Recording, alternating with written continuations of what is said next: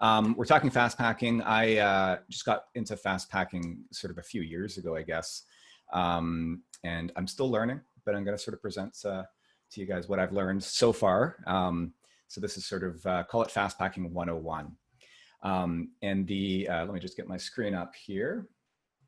Okay, and I'll just tell you a little bit more about myself. I've been trail running for I've been running for about 11 years, trail running for about 8 or 9.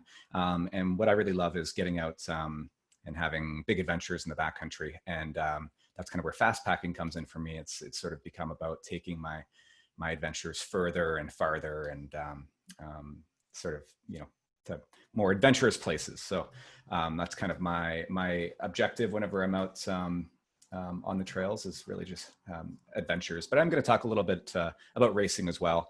I race anywhere from sort of 50K to about, a little over 200 miles now. A couple of the races I've done, which are similar in spirit to fast packing. You're carrying a fair bit of equipment quite often.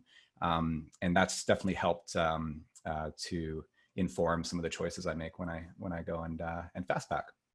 So, as I mentioned, my name is Jeff Pelletier, but I'm also introducing Adam Harris. Now, he's not joining us in this presentation, but you'll see lots of photos of him. And he's sort of been my partner in crime through a lot of my adventures, and we've kind of been learning together. So Adam's a local trail runner. He lives in Squamish now. He's an RMT and a good friend of mine who I've been running with for most of my trail running career. So let's start by defining fast packing. So what is fast packing? If I was in a room with you guys right now, I'd ask people to throw up their hands, but I'll just jump in here with a few definitions. So to me, fast packing means any multi-day trail run where you're carrying the bare minimum of overnight equipment. So it's sort of like ultralight backpacking in this case, where it's all about getting your equipment down as much as possible. But typically you are staying overnight. And the difference here is that you're not running through the night like you would in a 100-miler. You're usually sleeping at some point. So that's usually where it overlaps more with backpacking. Now, with that in mind, your pack needs to be as light and comfortable enough as possible, and light and comfortable enough to run with. And that's something we're going to talk a little bit about. And that's actually where we begin to distinguish this from just regular ultralight backpacking. And typically we're therefore able to cover larger distances than if we were traditionally hiking or doing, traditional backpacking. That's sort of the ultimate goal, is to be able to go a little bit further and faster. So it's defined as hiking the ups, jogging the flats, and running the downs. And it's really that running the downs part, and I guess jogging the flats, especially when it comes to some of these long approaches where we can make up time as a fast packer. So today I want to start by looking at logistics, and these are logistical considerations that you'll make on any fast packing adventure. We're going to talk about gear. We're not going to spend a lot of time talking about gear. We could talk all day and all night about that, but I'll point you in the direction of some resources if you want to learn more. We'll talk about food. And then I'm going to run you through a few of the adventures that I have been on where I've continued to learn, and how I'm applying all these different sort of questions, these considerations along the way. And then I'm just going to kind of summarize what some of those lessons were that I learned, and hopefully we have time for questions at the end. I have quite a bit to run through, so I might have to skip through some of the slides. So let's start with logistics here. So the most obvious place is, where are you going to start and end on a trail? And that seems, like a silly thing, but this is something that there isn't always necessarily a definite starting and end point on a trail.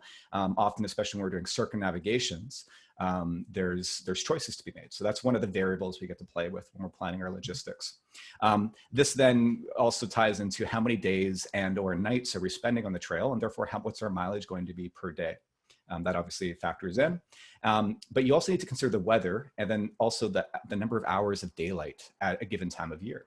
So if we are doing a winter adventure, we're going to have less daylight, and therefore potentially having to run more at night, which isn't always what you want to do. You miss a lot of the trail and potentially have to go a little bit slower. What about the best and the safest places to camp? Now, this again ties in where we have to play with the variable of where we start and end, how many days on the trail, but also where do we want to be stopping each night? You might want to do a shorter day because you want to stop at a water source or a nice lake, or try to maybe stay out of the alpine, or inversely stay out of the trees and into the alpine. So that's another variable you have to consider. And then, as I mentioned, water sources. You might want to be camping near a water source, but certainly you need to be encountering water sources throughout the day. Fast packing, like trail running, you're trying to carry as little water as possible, assuming there's water en route, and you can be filtering as you go. That's one of the best ways to save on weight. And then resupply points and bailout options. Resupply is for adventures typically longer than say 3 days, where you potentially are going to be picking up additional food and fuel and other expendable supplies en route. So, usually you might do that around the halfway point, but that can obviously vary depending on the trail. But again, bailout options, we're going to talk about that with a couple of the adventures, some of the lessons we've learned around that. You kind of need to have that plan B and have that all figured out in advance.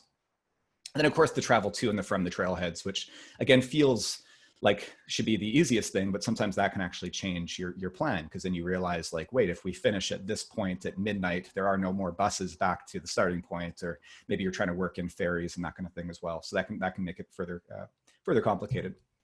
So let's talk about gear here. And again, some of the more general gear considerations that you're going to make. So really what this is all about is finding a nice overlap between distance, comfort, and for speed. So really what it is lack of comfort, I should say. So we're trying to cover large distances, we're trying to move quickly, and typically comfort isn't the number one thing. So we're sacrificing comfort on the move when it comes to the clothing we're wearing, lack of change of clothing, and also probably lack of comfort at night when we're sleeping. So you kind of have to factor those three things in. Those are really the three kind of variables we're playing with. So when it comes to gear, there's some sort of essentials, and some people would call some of these like the big three. Really, I'm just going to list sort of a dozen or so essentials here. And the first is obviously a backpack. So we really need to start with a good pack. We'll look at a couple different options here and why you might want to choose one over the other. The next is shelter. And again, lots of different options. I'll show you a few different options that I've considered over the years. Your sleeping bag and mat. That's going to be a standard thing you need. And again, there's different options there. Stove and fuel, unless you're doing like a wet soak or just eating dry food, you might want to be cooking. I personally like to eat warm food, especially in the morning. I like having coffee. Water filtration might be, some additional equipment you might need to carry. Clothing on the run, of course. And what are you going to wear? This is going to depend on the weather, on the terrain, the location. And then whether you're going to use poles or not. Headlamps, probably backup batteries, navigational tools. Are you using your phone with an app? In which case, are you going to be able to recharge your phone? Will you have reception if you need it? Are you going to use your watch? And hopefully you're going to carry a backup compass and map. And then last but not least, things like a first aid, a knife, sort of the more traditional kind of safety essentials, which I'm not going to go too far into. Those are things that as a trail runner, you should have kind of nailed at this point. So that's sort of your a lot of the 10 essentials plus more camping essentials here. So when it comes to packs, the one on the left is a new model from Salomon called the XA30. I believe that's the 35. They have a 25, I think a 30 and a 35 model. I've also used, you'll see in some of my photos, this 20 liter. It's called the S-Lab Peak 20 from Salomon. But basically what it is it's not a backpacking pack like on the right. And the main difference is that any strap that goes around the waist is only going to be to minimize rotational forces on the pack, to stabilize the pack, but not to put weight on your hips. And that's the main differentiator between a traditional backpack, where you're actually trying to load your hips with the weight and take the weight off your shoulders. With a running backpack, it's all about actually putting that weight on your chest and typically in more of a vest format. So this is my favorite kind of pack, more of a traditional running vest with a larger compartment on the back. And I especially love it when I can still have bottles in the front. I personally don't like using bladders, so I like having those easy access bottles. Now, when it comes to shelters, there's usually three different options we're looking at. One is just a traditional or a lightweight tarp with just a sleeping bag, so kind of more cowboy style. The tarp you may or may not use, depending on, maybe you might bring it as a backup in case it rains, but I like to have a tarp up for condensation either way. There's these one-man tents like on the top right that are lightweight and things, and usually these are ones that would use your existing poles, for example, to minimize weight. But there's issues with that. You need to be able to stake in the ground. You need guidelines typically still. And then the third option, and what I've actually landed at, as you'll see in some of these photos, is a bivvy. So a bivvy, you can just throw it down. You can use it in the alpine, you can use it in the bush. Having said that, if you're fast packing with if you're with two people, really, the weight of a bivvy for two people, so two bivvies, might exceed the weight of a lightweight two-person tent. So when you're with two people, it does open up other options, which we'll talk a little bit more as well. So other considerations, snow traction. So if it's in the winter, you might also need, say, crampons, and that adds weight. Rain protection. Here in BC, you definitely are going to need a hard shell if you're going to go in the backcountry. sun protection, hat, sunglasses, suntan lotion, or sunscreen rather, that can weigh quite a bit. So that needs to be considered. Bear safety, whether it be a bear canister, bear bag, we'll talk a bit more about that, as well as bear spray, those kind of things. But certainly for your food at night, you need to consider that. And that's gonna depend on the region, especially if you're in grizzly territory, that's gonna change what you do. Cold weather clothing, so same thing with the snow traction. Are you also gonna need to carry a down jacket maybe for at night? Spare clothes for at night, so that's other spare clothes as well. So you're going to change into socks and things. And then in my case, camera equipment that's going to add some weight. Now, what you don't have are spare running clothes, for example. This isn't one way to minimize weight is by, well, getting dirty and wearing the same clothes for multiple days. That's something you have to, unfortunately, get used to. So the goal here is to get our pack size and weight down. So the first thing is the size. I like something in the range of 20 to 35 liters. I found 20 is the minimum, 35 is about the maximum, but beyond that, you're getting into more backpack territory. So somewhere in the middle there is the sweet spot, and hopefully less than 20 pounds. It's going to depend on how much food you have. Now, there's difference in weights. There's your base weight, and base weight is usually not including any expendable items. So not including water, not including food, and not even including fuel. So the base weight is what you would bring on any trip, and then you would add back in your expendables depending on the length. So I mean, really your base weight is probably going to be under 10 pounds, hopefully, but your total pack weight, hopefully, is also going to be under 20 pounds, which is quite light. 25 might be okay, but when you start getting it to 30 pounds, you're going to find that no matter how big your bag is, it's going to just feel like it's shifting around. It's going to chafe. It's going to make it hard to run. And it's a downward spiral. Then you're walking, your days are longer, you need more food, et cetera. So that's kind of the goal. These aren't hard and fast numbers, but it's all about keeping it light and small as possible and comfortable as possible. So let's talk about food. And again, these are general things to think about when you're planning a trip. So are you going to be cooking at camp? So first of all, when you leave the first day, you're probably going to eat at your car or whatever it might be at the trailhead. But what about each subsequent morning? Will you be cooking? We're going to have a hot breakfast with coffee. What about lunch? Are you going to run through the day? You know, are you going to do 10, 12-hour days and be just living off Cliff Bars the whole time and gels? Or are you going to stop and have a warm meal or some other kind of meal? You know, that might depend on how long your days are. And then recovery. I mean, the second you stop running, do you have something that you can get in you? You know, some proteins, whether it be like a shake or a bar or something, because it might take time to make it to dinner. And at dinner, you do want to have then a nice, satisfying meal. Ideally, something that's high in fats and high in calories. So think like, you know, mac and cheese, where dehydrated cheese is nice and high in both calories and fat. And then last but not least, of course, is that run food. So especially if you are skipping lunch, you have to plan out how many hours on feed are you going to do. And of course, if you're planning 8-hour days versus 15-hour days, this will be definitely one area where you're going to have to carry a lot more nutrition. You know, it doesn't affect how big your dinner is necessarily, but it does affect how many calories you need throughout the day. So let's get into some adventures, and I'll walk you through how I made some of these logistical considerations as well as meal planning. So the very first trip that I did that I would consider fast packing was doing the Wonderland Trail around Mount Rainier back in 2014. And this was with Adam Harris, who you saw earlier there.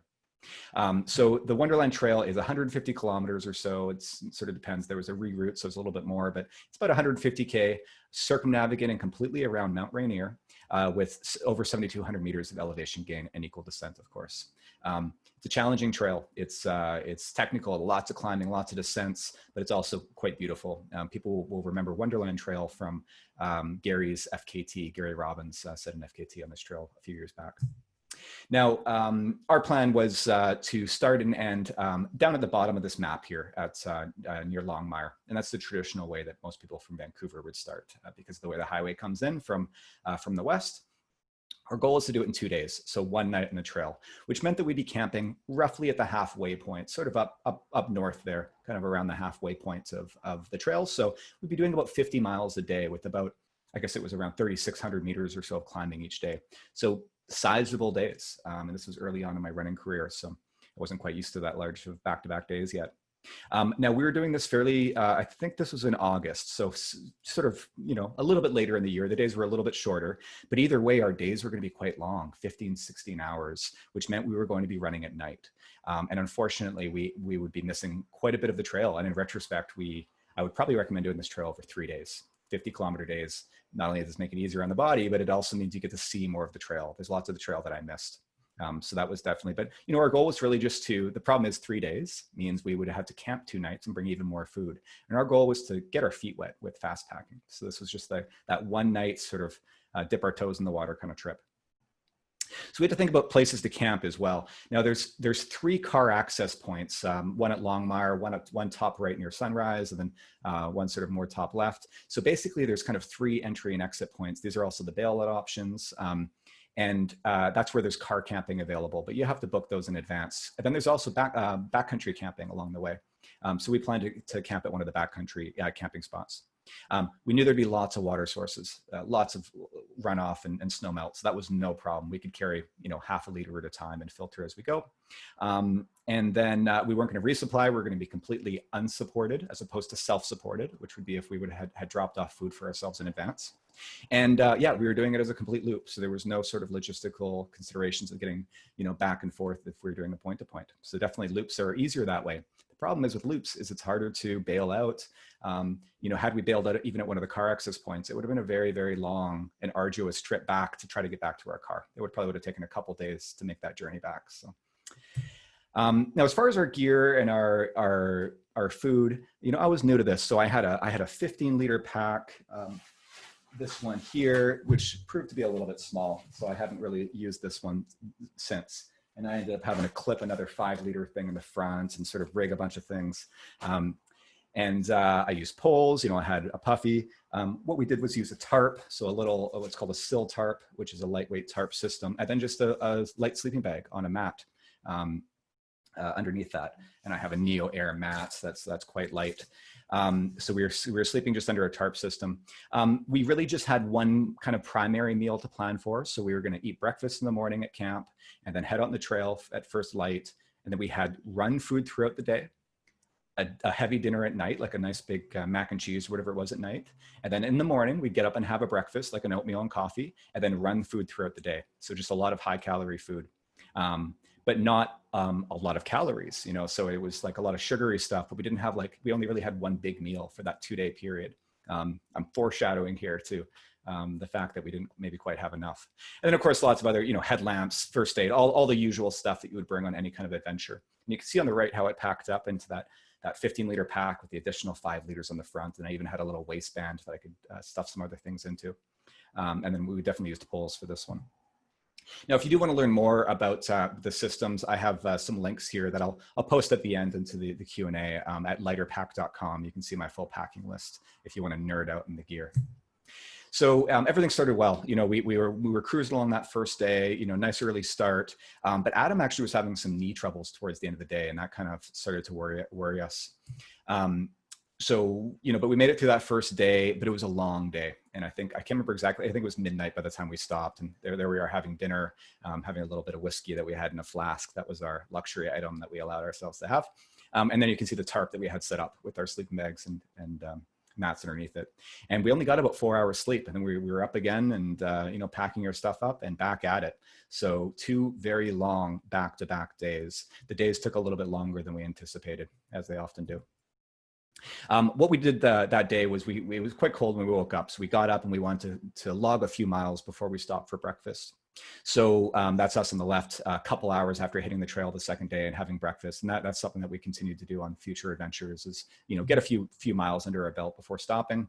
You can see there I was charging my watch on the run. That was back when I had an old Ambit 2 that didn't last quite long enough. Those days, fortunately, are behind us with the new watches, but I was charging on the go. And on the right, you can kind of see how everything I had, all my different packs all together and kind of jerry-rigged up, and that stuff bounced around a little bit more than I would have liked.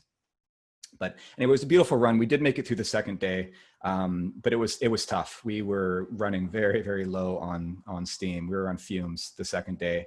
We ended up finishing again, I think it was 7 or 8 p.m. The whole day we had been talking about, the fries and burgers and stuff we were going to order. And of course, when we got back, the restaurant was closed. In fact, I think it was 8 or 9 o'clock. Now that I think about it, the restaurant had just closed and we had nothing to eat.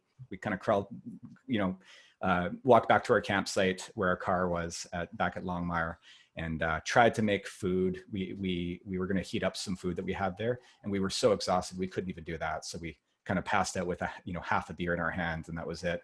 So lesson learned there is have some ready to eat meals ready to go that you don't have to cook when you're done a big adventure like this. But ultimately, we just didn't have enough calories for the trip. I was completely just knackered. I was so calorie deficient by the end of this thing after those 2 full days.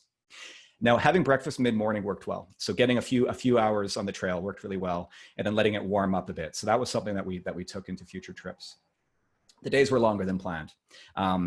They've always been longer on these trips. That's just something that I have to reconcile, that these plans always look better on paper than they end up being in real life. Adam almost had to bail that first day, which his knee ended up being okay.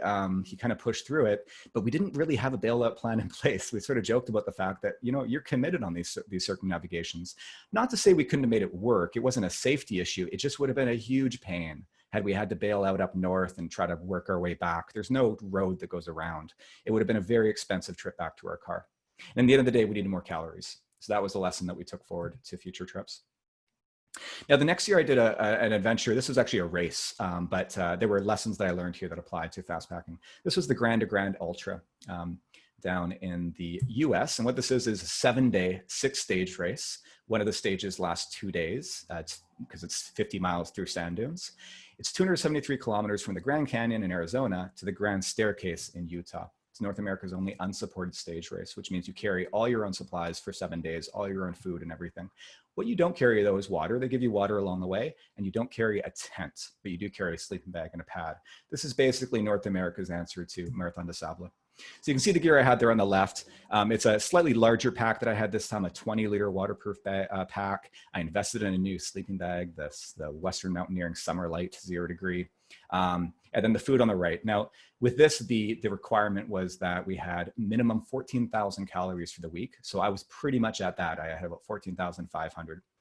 So the good news is the logistics were taken care of. Transportation, start and end. I mean, it was a course where you run in stages, and then the clock stops. You sleep in a tent, and you keep going. So that made it a lot easier. But the calories, the meal planning, that's really where I focused, as well as getting the weight down on my gear. Basically, I had all the essential gear I needed, but I made sure that it was all the lightest versions of that I could get. And then again, with the food, I had basically just run food plan throughout the day. There was no stopping and eating. This is a very runnable course. For that reason, I also didn't use poles. I had a protein shake to finish at the end, and then I had one meal for dinner. So very much like a fast packing style. I was carrying food for the week.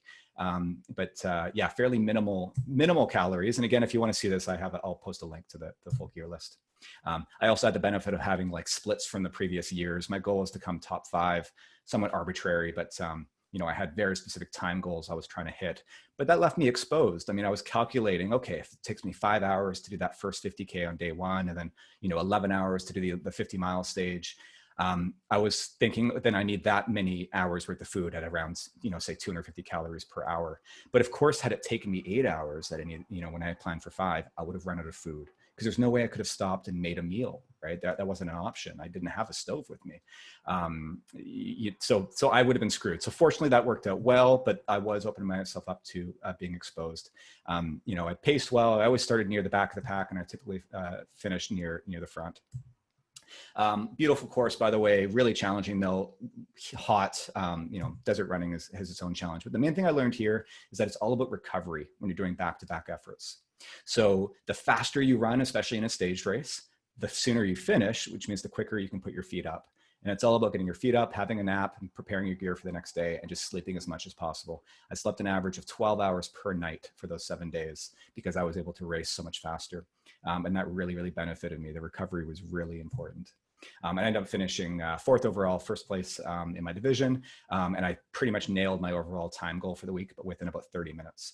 So that was a success, but I was knackered again. I was every day at the end of the day, all I could think about was food. So weight was good, but the volume was a challenge as well. I had a hard time fitting everything into this 20-liter pack. 25 liters would have been great.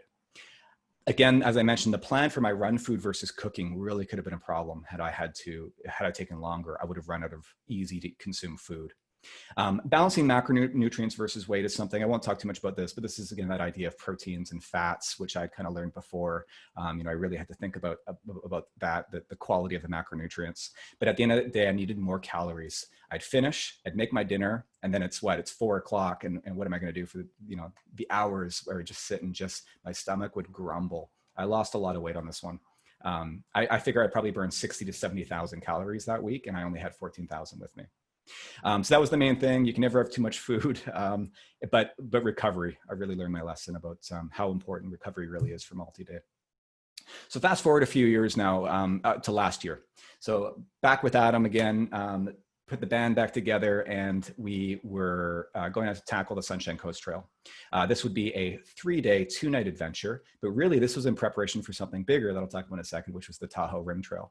So the idea here was to try out a few new things, try out a little bit of new gear that we had, and also, where Wonderland was only 1 night, now we're going to be doing 2 nights. So the Sunshine Coast Trail, most of you guys are probably all familiar with this, 180 kilometers, point to point. It's near Powell River. It's Canada's longest hut-to-hut hiking trail.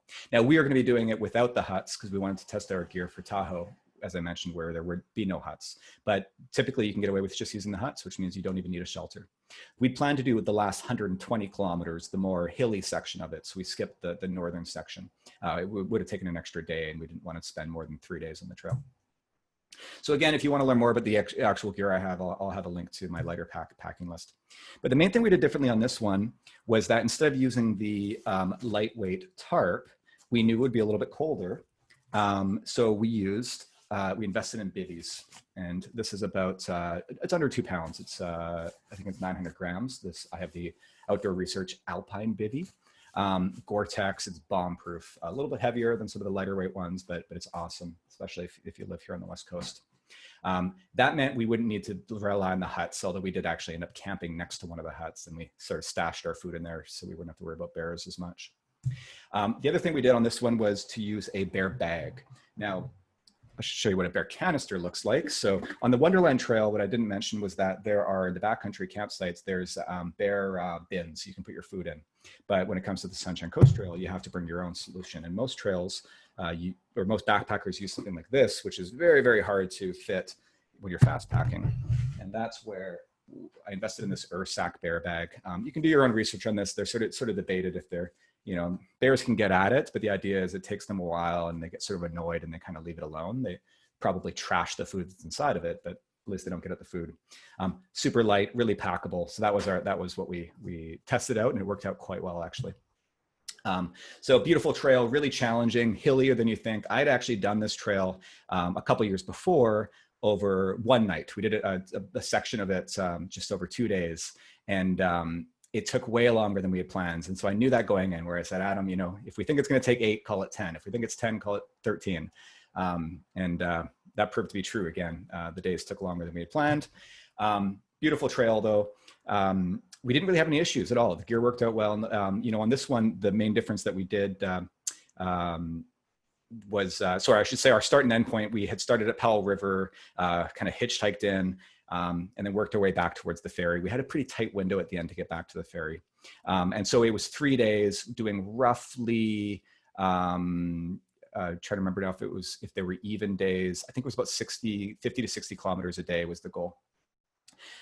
So pretty big days still. Camping, though, is awesome on the Sunshine Coast Trail. There's so many spots, and there's all these different huts. We had lots of backup camping spots we could have done. We could have stopped at. Lots of water sources, and there were a couple bailout options actually as well. So Sunshine Coast Trail is a great trail to try out fast packing on for that reason. And then travel to and from the trailheads, you can hitchhike along the road quite easily. And there's also shuttles you can get in advance. We didn't have to worry about snow traction, rain protection, of course. And then I mentioned the bear safety. And then as far as food goes, we basically brought an extra meal for at lunch. So what we had learned from the last time was that we needed those extra calories. So we figured, if we're doing 12-hour days, why don't we stop for lunch and cook a meal? And what we actually ended up doing was cooking a meal and only eating half of it, and then kind of wrapping it up and eating the rest a few hours later. So we had some high calorie meals throughout the day, as well as run food. And that meant when we got to camp at the end of the night, we weren't knackered, right? We had that extra meal, and then we could have dinner. And actually, if we rolled in at 10, 11 o'clock, that was okay. We could have dinner at 10 o'clock and then go to bed.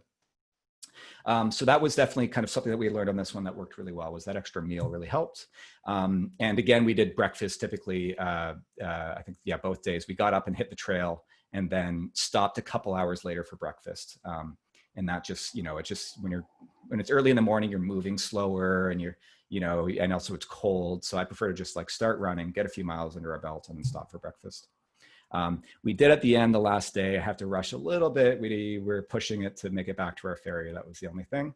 Yeah, the bivy sacks worked out great. The extra meal was just right, but we did underestimate how long each day would take. If you want to learn more about this adventure, I have a YouTube video that covers the whole thing. Last but not least, Tahoe Rim Trail. Now, this was basically taking everything we learned from the Sunshine Coast Trail and applying it to a much longer trip. This is 265K. It's a full loop around the lake, but up higher, up in the mountains. It averages up around, I think, well, you hit about 10,000 feet. It averages, I think, over 6. And this sort of straddles the line between Nevada and California. Our plan was to start in South Lake Tahoe City down near the south there, and then take an approach trail and basically do it over 5 days. So kind of fairly large chunks, anywhere from about 35 to 65 kilometers each day. And then we had a resupply point in Tahoe City there, kind of top left. And that was around the halfway point. So we'd pick up, you know, we'd run with about 2.5 days of food and then pick up the last 2.5 days of food on the way back. Now we had different bailout options in this one too. There's about 2 or 3 different highway crossings. Of course, we had Tahoe City at the halfway point if we really had to bail out, and there was Ubers that could take us around. So we had lots of different, and we really kind of planned out all those different bailout options. We had a plan B, a plan C, and a plan D. That on the right there is us getting our food ready to drop off at a little outdoor supply store in Tahoe City, where we could also buy more stuff if we needed to. First day was great. Trail was beautiful. This is what the trail normally looks like. It shares a lot of the PCT. But by about 10 miles into the first day, about halfway through, we hit snow and we put our crampons on and they basically didn't come off for 5 days. Now we knew there was going to be a lot of snow. Last year happened to be about 200% the snowpack and 33 times the amount of snow as the year before. Historically high snow year. We had been looking at other options. There was nothing. So we figured, you know what, we'll still go and do it. But we had no idea it would be as difficult as it was. We sidestepped on stuff like this the entire time. And unfortunately, the trail's not marked for winter use, which meant there was no trail. There were no markers. So we were just looking at our watch the whole time and using a paper map as slow as 1 to 2 miles per hour. I'm working on a film on this again. I'm not going to go into all the agonizing detail, but basically, you know, we did end up having a camp, you know, where it was like -5. We found some dry spots, but the gear worked out okay. It was a little bit cold. Everything worked out okay, but everything just took way longer. We were doing 15-hour days, and each day we would kind of fall short of our target, say by 6, 7 miles or 9 miles. That meant the next day we'd have to do another 9 miles. Plus, if we fell short again, the problems compounded. So having these backup plans was super important. Lessons learned, the snow really slowed us down. Navigation was difficult. We kind of knew that going in, but we still underestimated how long each day would take. And that meant, again, the problems compounded with each day. And that's the problem with multi-day runs. It meant we almost missed our resupply because the store, the day we were supposed to get there, we were hoping to get there at lunchtime and we were going to eat in Tahoe City and have lunch at the halfway point. Well, we weren't even going to get there by dinner time, which meant the store was going to be closed. Our plan C was to contact our friend Hillary, who happened to be in town, to go and grab our stuff for us, which she did. So we were really glad that we had done so much research. We knew exactly all the different options and bailout plans because we ended up needing them. So key takeaways. It's easy to underestimate time on feet. And this compounds over multiple days. I still haven't got this right. It's the planning fallacy, they call it. It always looks good on paper. It's easy to estimate caloric requirements. I think we finally nailed this on these last 2 trips last year. Yeah, it's easy to say, I can get away with less calories to keep your weight down. That's one area I wouldn't recommend skimping on. And it's difficult to move quickly at night. So again, on the Tahoe Rim Trail, the days were taking longer. And then at night, not only would it have been hard to navigate in the daylight, but it's even harder at night. We got stuck at one creek crossing where we just couldn't cross it. And then the next morning we woke up and we go, oh, it's right there. But we wasted an hour, you know, messing around trying to find that. So moving at night, again, it seems great on paper that you're going to do a lot of miles at night, but it's realistically, it does slow you down. Now, shelter and gear choices. So we ended up using a bivvy again for that one. It's ultimately going to depend. I still haven't quite nailed this. I'm I have a couple more adventures coming up here where I'm still debating, do I go back to a tarp? Do I use a bivy? Do I look at a lighter bivy maybe that's not Gore-Tex to try to get that weight down? This really is going to depend. It's something you have to experiment with. But ultimately, you need to have plans B and C and even a D in place. And it's not just for safety, it's so that you can have an enjoyable experience. And again, I'm making a film on this, so I won't go into too much detail because I'd love for everybody to watch that eventually. But you'll sort of see where we were rolling with the punches. And by having the plan B and C, it meant that we didn't have to abandon the trail. We could skip a section and then keep going and still have a really enjoyable experience and ultimately a really good training run, which was our goal because we had races coming up. Now, my next adventure that I have planned is the John Muir Trail, which I'm going to do, hopefully, assuming international travel opens up. I have a permit for September, northbound permit. And I'm going to be doing that solo. It's the first time I'll be doing a solo adventure, but I really want that challenge. And so I'm really looking forward to that, probably over somewhere around 8 or 9 days. I'll keep everybody posted on how that goes. So some additional resources here. Lighterpack.com is a nice way that you can calculate your gear. Weight. Reddit.com has a series of forums. I would check out this. There's this one subreddit, ultralight, and there's a bunch of Facebook groups. And that's where you can nerd out about gear all day and all night. And there's people who are willing to do that with you. So I mean, check out the ultralight backpacking forums, because basically that's how you can learn about all the gear. And then as trail runners, we can bring our fitness and speed and efficiency and kind of mix the two, and you get the best of both worlds. You want to follow me on Instagram, I'm at J Pelletier. Check me out on YouTube. I've got a documentary from Wonderland from years ago, as well as Sunshine Coast, and I'll be posting another one from Tahoe, as I mentioned. And then check me out on Facebook. I have a website, all that stuff's linked there. But I'd love to open it up for the last few minutes here to any questions that anybody might have. Great, thank you so much, Jeff. We haven't had any Q&A in yet. So, oh, there's one right there. Okay, and so this is one of the things too that I wanted to touch on more. But Morgan asks, can you tell us more about the camera equipment that you bring along with you on your journeys? Yeah, so I in the spirit of fast and light, I rely on a GoPro. So I use like an SLR for, say, the travel to and from in the car. But then when I'm running, I use a GoPro. Usually use the GoPro Hero 6. I just upgraded to a little GoPro Hero 8 on a little stick. And then I always bring a few extra batteries and a couple extra cards. If you know how to use one and set the settings properly, GoPros are quite good quality. So that's what I rely on. Awesome, thank you. Another question that I actually have for you, Jeff, is you've talked a lot about using a bivy, and I've also used a bivy in some of the travels that I've done, but I really struggle with condensation. So I'm wondering, you mentioned a bit about the tarp, but can you tell us more about how you manage condensation and keeping yourself warm and dry in your bivy? Yeah, bivvies tend to work best for where it's dry and colder conditions typically. But yeah, in more like humid conditions, you can get condensation. Now, this one that I have, it's Gore-Tex. I found it quite breathable. I didn't have trouble on the Sunshine Coast Trail, which I thought I would. It was a little bit more humid. I had no problem at all. And this one's nice. It has an internal kind of frame. It has a pole system that keeps it out of your face. It's got a bug net. So we actually slept under the stars most nights with it open, but with the bug net. And then in Tahoe, I had it closed because I was quite cold. And maybe it's because it was so cool that there was no condensation. But that is something that other people complain about. And again, that's where I don't know that I'll use a bivy on John Muir Trail. I think I'll go back to my tarp system with my lightweight sleeping bag instead, and maybe a bug net, or you can get bivvies that are actually just like a bug net that you get into. And I might look at that system as well. So my research isn't done there yet. Thank you. That's really interesting to think about, maybe like location and the gear as well, in terms of like temperature and what that might mean for condensation. Jeff, I'm curious how much you've used just tarp alone. Yeah. Well, so the Wonderland was the tarp. Do you mean without a sleeping bag? With a sleeping bag, but without any kind of net or anything. Yeah, so Wonderland, we did that. We had just a tarp with a sleeping bag, and I actually only used I had to go back and double check my notes. Like I have old gear lists, but sure enough, I only used an overbag, a Penguin 2, I think, 15-degree overbag. But that's because it was August and it was still quite warm, and we purposely planned to sleep lower. we made sure we were never sleeping too high for that reason, so we could pack lighter.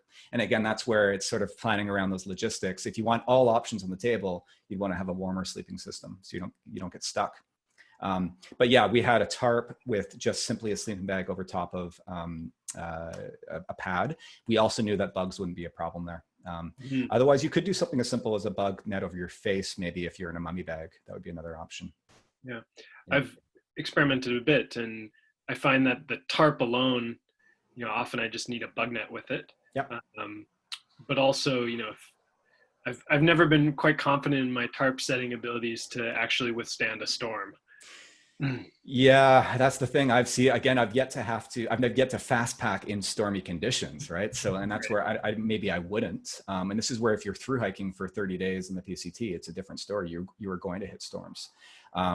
So I'm looking at these one-man tents that use your pole, your hiking pole, but they do require tension. So you need to be able to stake in the ground, which I think on John Muir Trail wouldn't be a problem, but they're single wall typically, which means you still get condensation. It's still a problem. Yeah. So a lot of that I know depends on where you set it up. So avoiding wind is as much of where you put your tent relative to other like trees and rocks. So site selection, making sure you don't set it up, whether it's a bivvy or not, in what could end up being a puddle if it rains. There's lots of factors involved in that. Yeah, and I'm no expert, so that's the thing. There's a lot of great forums and stuff for that. So I'm definitely looking forward to learning more about all those different sleep systems. Yeah, I guess where that kind of leads me is, we're probably choosing like objectives and timing of the objectives in a way that the weather's probably going to be pretty good. Yeah. So then, like, at what point do you then leave behind the tarp, and just consider an open bivvy or just a bug net or something like that? I would probably, if I was doing something like a tarp system with just a sleeping bag, like cowboy style, I probably would still bring the tarp as a backup because you never know, right? And even just for condensation. And I feel like a tarp gives you just a sense of shelter. It's like an animal's not going to just come and trample you, or at least it feels like it won't. So I personally, I think I would still bring it. A lightweight tarp, you can get them down. I think the Sill Tarp 2 that I have, I think is about 480 grams. I've seen some that are like 280 grams, so quite light. The weight actually comes in on the guy lines you need. And then what you do is you use your hiking poles for the stakes. I would probably still bring a tarp no matter what. So I think that's where you're kind of hedging your bets. But you're right. I think a big part of this is there's some adventures at some times of year that can't really be done fast packing style because you're just bringing too much gear, right? And I would personally, if I knew I was in for 3 days of rain, I would question why I wanted to do the adventure in the first place. Like, we're out there to experience like the beauty of the mountains quite often. It's not just about the sheer physical challenge. So I probably wouldn't do a trip if I knew I was going to have to deal with 3 days worth of rain anyway. For sure. Yeah. Phil has a question here. So electronics becoming more prominent in the backcountry, strategies or recommendations on battery packs. Yeah, the problem with batteries is lithium technology hasn't changed in the decade. So the bigger the battery, the heavier it is my understanding. Electronics are getting smaller because the components are smaller, so the batteries can become bigger, but the battery technology itself hasn't really changed. So, I mean, the power ponds that we've all seen, the little chargers, I think they all kind of weigh the same, and it's just a matter of how much capacity you need. A 2600 milliamp one can charge a cell phone, I think once or twice. I try to not have to charge on the go. So with the GoPro, the batteries are so small. I think they weigh 23 grams. I will bring 2 or 3 extra batteries instead of having to worry about charging them. And my watch as well, the new Cinto Barrow 9 that I use, it lasts, you can make it last up to 100 hours. So I think taking charging out of the equation is better, and then keep your phone turned off ideally and close to your body if you're worried about cold. If I bring a charger, it's only going to be for my phone, only for emergencies. That's kind of my philosophy. And I've always stayed away from solar chargers because you need direct sunlight, and it's not feasible for most of the terrain that we encounter. So yeah, so for me, charging is kind of just something I try to avoid altogether. Yeah, that makes sense. Like that equation between the two. Probably something that you might not necessarily even think about, initially, like the weight of just a spare battery. I mean, that's just it. Ultimately, a charger is a spare battery that can discharge, right? So, and the same thing with headlamps. I used to use a Petzl Now, which is quite a large battery, and I've now switched to just a little Tika because the batteries are so small. I can bring 3 of them, and now I've got 30 hours of headlamps, and they are only, I think, 60 grams a piece. So, trying to avoid charging batteries at all costs. What I would love is if you could discharge like a headlamp battery into a, something else. Like if only you could get a little adapter where batteries can work in different ways. My friend Jeremy, I know, has done a little bit of experimenting with that. He has some kind of system he's looked into that allows you to do that. But I think that's sort of like, yeah, if only batteries were universal, right? Where you could use the same thing for all your components. For sure. But, yeah. I've done the same calculation with the Now and the even smaller Petzl, the Bindi. I can carry 4 Bindis, full headlamps, and one Now. I mean, if you're racing and you want 500 lumens, sure. But when you're fast packing, you can probably get away with 250 lumens and at a lighter payload. So yeah, especially this time of year. Yeah, exactly. Yeah. That was actually something that was interesting too, that I learned about headlamps. I mean, when the pace will change how long the battery lasts with the reactive. I remember thinking that my batteries lasted 10 hours, but then when you're running faster and you're looking up and you have the high beam, you might only get 7 or 8, and that can catch you by surprise. So unfortunately, it's never really caught me off guard, but hedging and bringing extra batteries, obviously that's more of a fundamental safety thing. Yeah. What's the one comfort thing that you bring on or maybe on your last adventure? What was the main comfort? Adam and I like to bring a little flask of whiskey. That's kind of a celebrate at the end of a long day. Because when you've done that Tahoe Rim Trail trip was a lot of type 2 fun, like 15, 16-hour days, and we questioned a little bit what we were doing out there a couple times, and so it was nice to have just a little drink at the end of the day. So that's definitely my extra weight. And I guess you could argue my camera would be a little bit of an unnecessary thing that I carry. Yeah. Cool. Great. Question. One other comment here. Oh yeah, from Audrey, the olive oil. Yeah, I for my Grand to Grand race, my coach at the time, I had said last minute, like, hey, by the way, if you want a few extra calories, if you're second guessing, bring a little flask of olive oil. So I did, and it gave me a few extra 100 calories. But I missed the note about pouring it on my food. I tried drinking it instead. Ugh. Don't drink olive oil. Bad news, especially when you have nothing else to wash it down with because you have no other food. Yeah, but olive oil actually is a good way to pad your calories if you do want to add a little bit of fats and get a few extra calories. For sure. Cool. Well, I will, as soon as I stop sharing my screen here, I'll post the links just in the public chat to those gear things in case anybody wants to see that. And of course, feel free to reach out to me on social if you have any other questions in the future.